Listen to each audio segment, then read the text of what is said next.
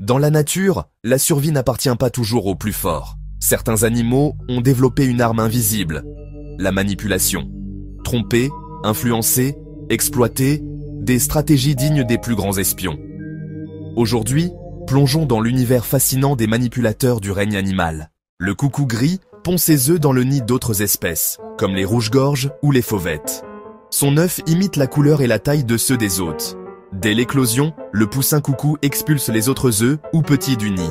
Résultat, des parents adoptifs élèvent un oisillon étranger, parfois plus gros qu'eux-mêmes. Un chef-d'œuvre de tromperie où l'amour parental devient une arme. L'araignée myrmecomorphe imite les fourmis. Même démarche, mêmes antennes factices. Elle pénètre les colonies sans être repérée. Certaines utilisent ce camouflage pour dévorer discrètement leurs hôtes. D'autres, au contraire, profitent de la protection du groupe. La manipulation devient ici un masque, un déguisement, mortel. Les dauphins chassent en groupe, synchronisés comme une armée. Ils créent des murs de bulles pour piéger les bancs de poissons. Certains utilisent des coquillages comme pièges.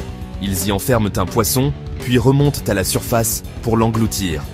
Mais la manipulation ne s'arrête pas à la chasse. Des dauphins mâles forment parfois des alliances pour séduire une femelle. Leur intelligence n'est pas seulement un atout, mais aussi une arme sociale. Le labre nettoyeur attire les gros poissons pour les nettoyer. Mais son double maléfique, l'Aspidontus taeniatus, imite parfaitement son apparence. Au lieu de nettoyer, il arrache un morceau de chair à sa victime et s'enfuit. Une arnaque digne des plus grands imposteurs. Certaines orchidées imitent l'odeur et la forme des femelles d'insectes. Les mâles, trompés par ce parfum, tentent de s'accoupler avec la fleur. En repartant, ils transportent le pollen, croyant avoir trouvé une partenaire. La séduction et l'illusion au service de la reproduction. Le poulpe mimétique d'Indonésie peut imiter jusqu'à 15 espèces différentes. Serpent de mer, poisson-lion, crevette menthe. Il change sa couleur, sa forme, sa démarche en une fraction de seconde.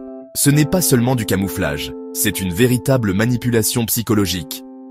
Le mimétisme devient une arme théâtrale, où la survie dépend du rôle joué. Dans le règne animal, la manipulation n'est pas une faiblesse. C'est une stratégie de survie, un art subtil, parfois cruel, mais terriblement efficace. De l'oiseau parasite au dauphin stratège, de la fleur séductrice au poulpe comédien. La nature nous rappelle que, derrière chaque masque, se cache une vérité surprenante. Et si, finalement, la manipulation n'était pas qu'un trait humain, mais une loi universelle.